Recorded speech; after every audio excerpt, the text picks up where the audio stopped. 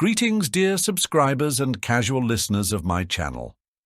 The Half-Blood Prince is one of the most controversial films in the Harry Potter universe. Some love it for its atmosphere, while others criticize it for deviating from the book. But what if this dark story hides details that turn everything upside down? Today, we will uncover the hidden meanings and symbols that most viewers have overlooked. Ready to open the secret pages of the magical world? Then let's go. Number 1. The photograph. The film does not clearly explain how Dumbledore figured out where to look for the Horcruxes. By the end, he simply takes Harry with him to the seaside cave. But how did Dumbledore know the Horcrux was there? If you pay close attention to the scene of Dumbledore's first meeting with Tom Riddle, you can spot a photograph of the cave where he later hid the Horcrux.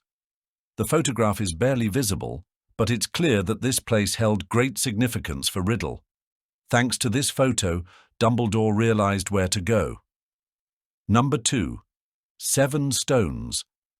The number 7 holds magical significance in the Harry Potter world, appearing frequently throughout the films. The Half-Blood Prince is no exception, subtly hinting at this number multiple times. In one of the scenes featuring young Riddle, you can see a collection of stones. If you count them, there are exactly 7, foreshadowing the number of Horcruxes he will eventually create. Number 3. The number 7. And that's not the only reference to 7. The Order of the Phoenix completely removed Quidditch, including Harry's role as captain. However, the Half-Blood Prince finally shows the struggles he faced in this new role. Harry's jersey number? 7, yet another nod to the iconic magical number. Number 4. The Millennium Bridge. Since the Muggle world is rarely shown in the Harry Potter films, some viewers might forget that the story is set in the 1990s. And this led to a noticeable historical inaccuracy. At the beginning of the Half-Blood Prince, the Death Eaters wreak havoc in the Muggle world, including an attack on the Millennium Bridge. The problem? That bridge wasn't opened until the year 2000, meaning it didn't even exist during the events of the Half-Blood Prince. Number 5. Family ties. In the Half-Blood Prince, we see a young Tom Riddle. Everyone knows that Voldemort was played by Ralph Fiennes, but few noticed that a relative of his also appears in this film. Young Tom Riddle was played by Hero Fiennes Tiffin, who happens to be Ralph Fiennes' nephew. Interestingly, he wasn't chosen just because of their family connection. He auditioned like everyone else and was selected from many candidates. Number 6. Rupert. Professor Slughorn is only interested in elite students worthy of joining his collection. While he spends much of his time trying to recruit Harry, he doesn't seem too concerned with remembering the name of Harry's best friend, Ron Weasley. Every time Slughorn sees Ron, he calls him a random name starting with R, one of these names. Rupert, which just so happens to be the real name of Ron's actor, Rupert Grint. Number 7. Mint toothpaste. During the potions lesson, Hermione leans over the Amortentia potion and explains that its scent is unique to each person based on what they find most appealing. She claims that she smells mint toothpaste. However, the color of the smoke at that moment is bright orange. Sharp-eyed viewers theorized that Hermione was actually lying. At that moment, she was thinking about Ron Weasley. Number 8. Slughorn's clothes. Slughorn was once a great wizard, but over time he lost some of his former prestige. His wardrobe reflects this decline. All of Slughorn's outfits are made of luxurious materials, suggesting that they were once quite extravagant. However, if you look closely, you'll notice signs of wear and tear. It's a subtle detail that many might have missed, but it perfectly illustrates his character's faded glory. Number 9. Slughorn's wand. Another fascinating detail about Professor Slughorn, one of the most important characters in the film, is his wand. Every character's wand has unique features, but Slughorn stands out in an interesting way. The tip of his wand resembles a slug's head. This is a clever little detail that many overlook since the film never draws attention to it. Number 10. Harry Potter's son. One of the most obscure Easter eggs in the film is nearly impossible to catch on a first watch. The actor who plays Harry Potter's son in the final scene of the Harry Potter franchise actually appears in The Half-Blood Prince. His role is minor. He's just an extra scene in Diagon Alley.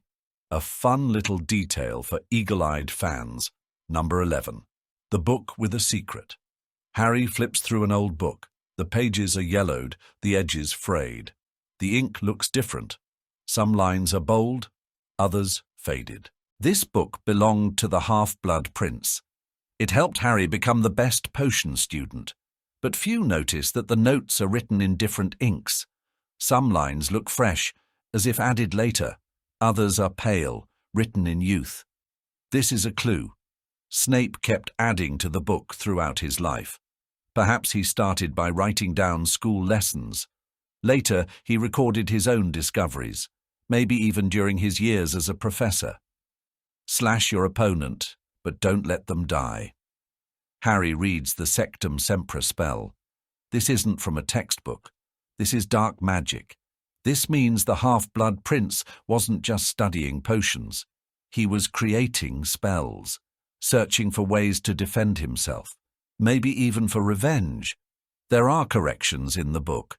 In one place, the original spell is crossed out and replaced with a better version.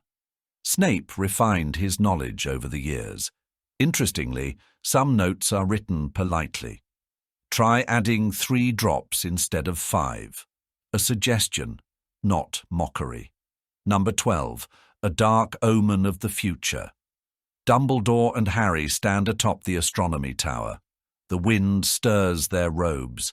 Dumbledore's eyes are fixed on the night. Behind him, the grey light fades. Darkness thickens. Harry looks at him, but doesn't understand. Ahead lies uncertainty. Behind him, a faint dawn, almost imperceptible, but present. This moment is not just a scene, it is a foreshadowing. Dumbledore, the old world, is disappearing. Harry is the future. He must pass through darkness to reach the light. In the book, this moment is filled with unease. Dumbledore says, "I am not afraid, Harry. I am with you." But his voice is weaker than usual. He knows this is their final conversation. Harry doesn't realize it, but the visual framing tells the truth. Dumbledore stands against the dark. His time is running out. By the end of the scene, he will be gone. When Snape casts the spell, green light will illuminate the night sky. Dumbledore will fall. Darkness will consume him completely. But the light behind Harry will not fade. It will remain, a symbol of hope, a sign of the path he must still walk. The filmmakers knew what they were doing. This contrast is no accident. It tells a story without words. Dumbledore leaves. Harry remains. Number 13. Dumbledore's strange behavior. Dumbledore holds the goblet with trembling fingers. He takes a sip. His face contorts with pain. He gasps for air but keeps drinking. Harry tries to stop him, but knows he cannot. In the book, Dumbledore warns in advance, the potion cannot be poured out or destroyed. It must be consumed entirely. It is the only way to reach the Horcrux. But the film leaves viewers with questions. Why doesn't he, as the greatest wizard, simply use magic? The answer may be deeper. As the potion takes hold, Dumbledore begins to whisper, "No, please, it's my fault." His voice breaks. At this moment, he is no longer the headmaster of Hogwarts. He is just a man, trapped in his own fears. In the books, Dumbledore rarely speaks of his past, but there is one memory that haunts him for life: the death of Ariana. His younger sister died during a duel. He never knew whose spell killed her, but he always blamed himself. The potion reveals fears and suffering. It forces one to relive their worst moments. Dumbledore cries out. His hands tremble. He is back in that long-ago day when he lost his sister. Harry watches in horror. He has never seen Dumbledore like this, weak, defenseless. He hears the desperate pleas for mercy, but doesn't understand who they are for. Ariana, himself. As the potion's effects subside, Dumbledore collapses. His lips move. Just water. Please. Harry rushes to help, but at that moment the Inferi rise from the water. The trial is not over yet. Number 14. The secret mark on the Marauder's map. Harry runs his finger over the thin lines of the Marauder's map. The ink moves, corridors unfold, dots appear and disappear. He's looking for Draco. In the book, this moment is crucial. It's how Harry figures out where Malfoy is hiding. But there are details that were never explained. Strange symbols appear on the map, marks that flash and fade. They don't look like student or teacher names. Some fans have noticed that at certain moments, dots appear in the castle without labels, as if the map sees someone but doesn't reveal their name. Why? In the books, the map was created by the Marauders, James Potter, Sirius Black, Remus Lupin, and Peter Pettigrew. They knew Hogwarts better than anyone, but could they really see everything? In one scene, Harry watches as Draco's dot disappears into the room of requirement. But the map doesn't show what happens inside. This means even its magic has limits. Perhaps the map's creators left secret enchantments, just in case it fell into the wrong hands, to keep Hogwarts' deepest secrets hidden. Interestingly, in The Prisoner of Azkaban, Harry sees Peter Pettigrew on the map, even though everyone believes he's dead. This proves that the map sees the truth, but for some reason it doesn't always reveal it completely. Who else might be hiding in the castle? Filch? Ghosts? Dumbledore, while alive, knew about the map, but never spoke of its full potential. Number 15. A tiny detail on the ring. Dumbledore places the ring on the table. His fingers slowly trace the black stone. Harry watches, not understanding why this object is so important. The ring looks old, but there is a mark on it. A triangle, a circle, a line, a symbol left unexplained. It stays on screen for only a second, and most viewers don't pay attention to it. But this is no ordinary ring. It is a Deathly Hallow, one of the three. The Resurrection Stone, hidden within Marvolo Gaunt's ring, a key to a mystery Dumbledore knew, but never had the chance to reveal to Harry. In the book, this moment is more dramatic. Dumbledore remembers those he lost. He hopes the stone will bring them back. He puts on the ring, and instantly, he is cursed. "I made a foolish mistake, Harry," he later admits. A mistake that cost him his life. He thought he could outsmart death. But the Horcrux's magic gave him no second chances. In the film, this moment is barely explored. The ring simply sits there. Just a detail. But those who know the truth understand that it carries an enormous story. Voldemort turned it into a Horcrux, unaware of its real power. He sought immortality, but ignored the Deathly Hallows. Dumbledore, on the other hand, knew everything about them, and even he couldn't resist temptation. In the Deathly Hallows, Harry sees this symbol again, on the grave of Ignotus Peverell, on the cloak of death. And only then does he realize Dumbledore had known everything from the very beginning. Number 16. Why does Snape act so strangely after killing Dumbledore? Harry races after Snape. Rage blinds him. His wand shakes in his grip. He screams, "You killed him!" Snape walks quickly, but says nothing. Harry hurls a spell. Snape deflects it with ease. Another. Again, a shield. Snape does not strike back. He only defends, as if he doesn't want to hurt Harry. Harry, furious, yells, "Traitor!" And then something strange happens. Snape stops. His face twitches, as if pierced by an invisible blade. "Do not call me a coward!" he nearly shouts. His voice is not just angry, it is filled with pain, deep, real pain. His grip on his wand tightens until his knuckles turn white. This moment reveals everything. Snape is not just furious, he is at war with himself. He has just killed Dumbledore. He has fulfilled his part of the plan, but inside, he is still the man who swore to protect Harry. Snape knew. There was no turning back now. He had lost the only person who believed in him. Now, to everyone, he was a traitor. In the eyes of the Death Eaters, in Harry's eyes, in the eyes of the entire world. He could have killed Harry. Voldemort would have wanted that, but he didn't. He didn't even harm him. He just kept walking. In the book, Harry remembers this moment later, when he learns the truth. When he sees Snape's memories, he realizes Snape was never protecting himself. He was protecting Harry until the very end. Snape's last words that night were not a spell, not a threat. They were a cry of pain from a man who had lived his entire life between light and darkness, and who remained forever in the shadows. Number 17. Why did Dumbledore hold the door behind him in Slughorn's hut?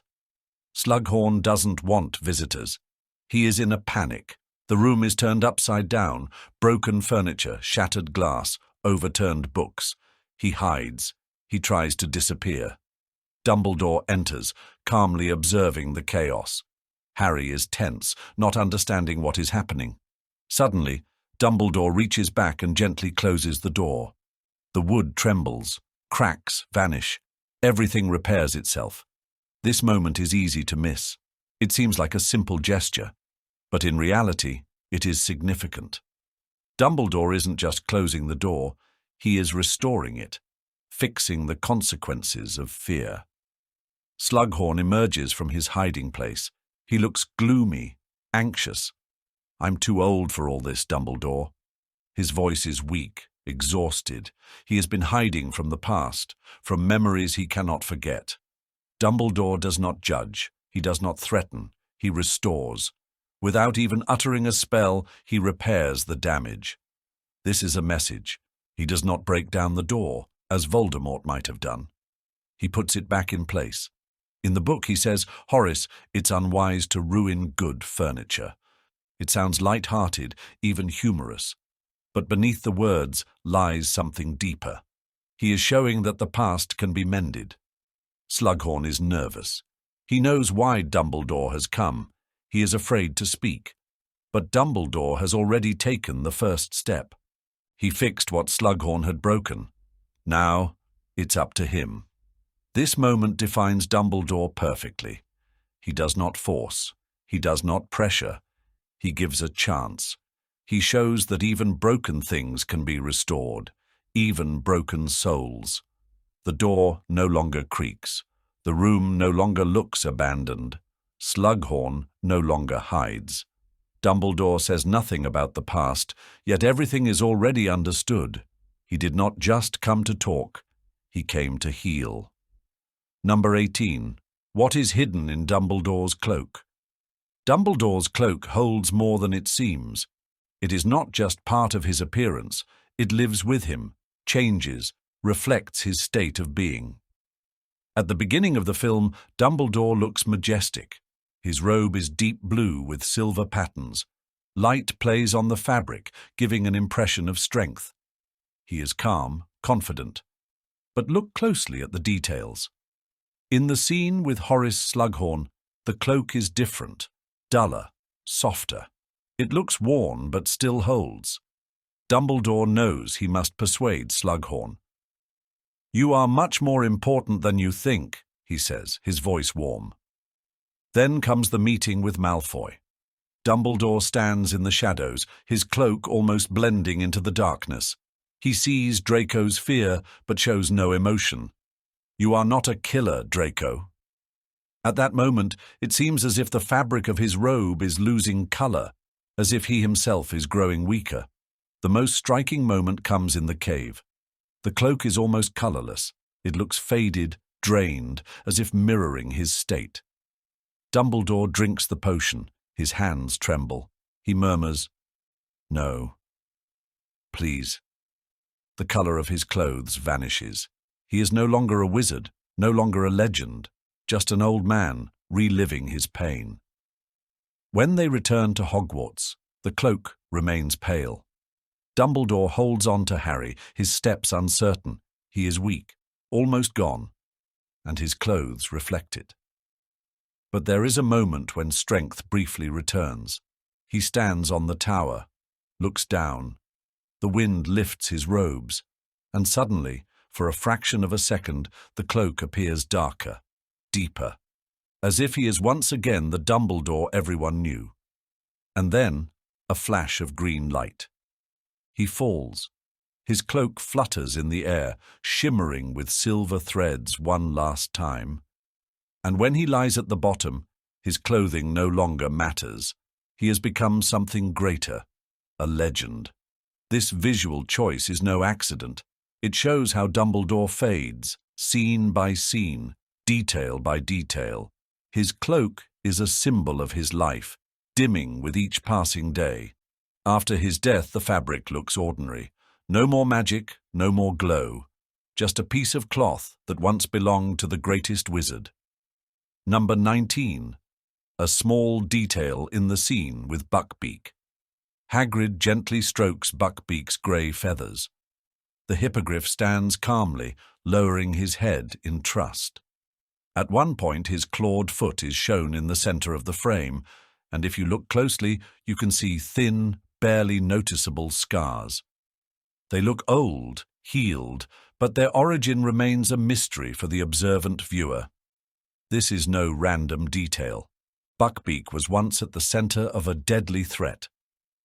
In The Prisoner of Azkaban, Draco Malfoy, full of arrogance and desire to manipulate the situation, exaggerated his injury. He shouted, "My father will hear about this," promising revenge.